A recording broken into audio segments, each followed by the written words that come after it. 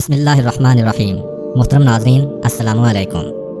اہل سرسار کی ایک قوم جسے قوم سبا بھی کہا جاتا ہے، اللہ تعالیٰ کی بے شمار نعمتوں کے اندر زندگی گزار رہی تھی۔ یہ قوم ایک عظیم تہذیب و تمدن کی مالک تھی۔ حضرت داؤد علیہ السلام اور حضرت سلیمان علیہ السلام کی باعظمت حکومتوں کے بعد ان کی حکومت زبان زدے خاص و عام تھی۔ کہا جاتا ہے کہ یہ لوگ گندم کے مغز سے آٹا پیس کر روٹیاں پکاتے تھے، لیکن اس قدر اسراف کرنے والے اور ناشکرے تھے کہ انہی روٹیوں کے ساتھ بچوں کا پاخانہ صاف کرتے تھے۔ ان آلودہ روٹیوں کو اکٹھا کرنے سے ایک پہاڑ بن گیا تھا۔ ایک صالح شخص نے وہاں سے گزرتے ہوئے ایک عورت کو دیکھا جو روٹی کے ساتھ بچے کے پاخانے کے مقام کو صاف کر رہی تھی۔ اس شخص نے عورت سے کہا، تیرے اوپر افسوس، خدا سے ڈر، کہیں ایسا نہ ہو کہ خدا تیرے اوپر اپنا غضب ڈھائے اور تجھ سے اپنی نعمت چھین لے۔ اس عورت نے جواب میں مذاق اڑایا اور مغرورانہ انداز میں کہا، جاؤ جاؤ، گویا کہ مجھے بھوک سے ڈرا رہے ہو۔ جب تک سرسار جاری ہے مجھے بھوک سے کسی قسم کا کوئی خوف نہیں ہے۔ کوئی زیادہ عرصہ نہیں گزرا تھا کہ اللہ تعالیٰ نے ہوس بازوں اور اسراف کار لوگوں پر اپنا غضب ڈھایا۔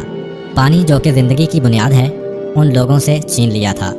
قحط نازل ہوا، بات یہاں تک پہنچ گئی کہ ان کی ذخیرہ کی ہوئی تمام غذا ختم ہو گئی۔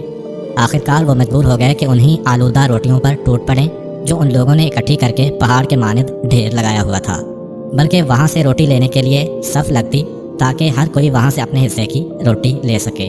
کفران نعمت، قحط اور ان کی بدحالی کے بارے میں متعدد روایات موجود ہیں۔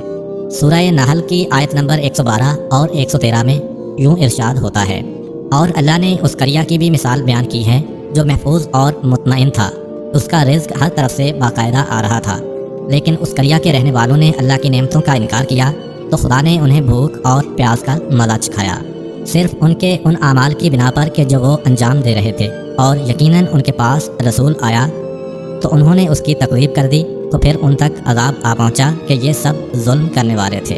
اسی قوم سبا کے بارے میں ایک اور واقعہ بیان ہوتا ہے کہ ان لوگوں نے اپنی زراعت کو بہتر طور پر کاشت کرنے کے لیے پانی ذخیرہ کرنے کی خاطر بلک کے دو پہاڑوں کے درمیان ایک بہت بڑا بند معرب تعمیر کیا ہوا تھا۔ سوراخ اور دوسرے پہاڑوں سے گزرا ہوا پانی اس بند میں آ کر وافر مقدار میں جمع ہو جاتا تھا۔ قوم سبا نے اس پانی سے صحیح طور پر استفادہ کرتے ہوئے وسیع و عریض اور بہت سے خوبصورت باغات لگائے اور کھیتی باڑی کو رونق بخشی۔ ان باغات کے درختوں کی شاخیں اس قدر پھلوں سے لدی ہوئی ہوتی تھیں کہ کہتے ہیں کہ اگر کوئی شخص سر پر ٹوکری رکھ کر ان کے نیچے سے گزرتا تو پھل خود بخود ٹوکری میں گرنا شروع ہو جاتے اور قلیل مدت میں ٹوکری تازہ پھلوں سے بھر جاتی۔ اس قوم کے بہت سارے دیہات اور قریے تھے جو بہت آباد اور آپس میں جڑے ہوئے تھے، لیکن نعمتوں کی کثرت نے انہیں شکر کرنے کے بجائے سرمست اور غافل کر دیا تھا، یہاں تک کہ ان کے درمیان بہت بڑا طبقاتی نظام وجود میں آ چکا تھا۔ ان میں سے صاحب اقتدار لوگوں نے کمزوروں اور ضعیفوں کا خون چوسنا شروع کر رکھا تھا، یہاں تک کہ ان لوگوں نے خدا سے ایک احمقانہ التماس کیا جس کا ذکر سورہ سبا کی آیت نمبر 19 میں ملتا ہے۔ انہوں نے کہا، خدایا ہمارے سفروں کے درمیان فاصلہ زیادہ کر دے۔ انہوں نے اللہ تعالیٰ سے یہ التماس اس لیے کیا تاکہ غریب و بے نوا لوگ عمرہ اور ثروت مندوں کے ہمراہ سفر نہ کریں۔ ان کی خواہش یہ تھی کہ آبادیوں کے درمیان خشکی ہو اور فاصلہ بہت زیادہ ہو تاکہ تہی دست اور کم آمدنی والے لوگ ان کی طرح سفر نہ کر سکیں۔ اللہ تعالیٰ نے ان مغرور پیٹ کے پجاریوں پر اپنا غضب نازل کیا۔ بعض تواریخ کے مطابق ان مغرور لوگوں کی آنکھوں سے دور صحرائی چوہوں نے معرب نامی بند کی دیواروں پر حملہ کر کے انہیں اندر سے کھوکھلا کر دیا۔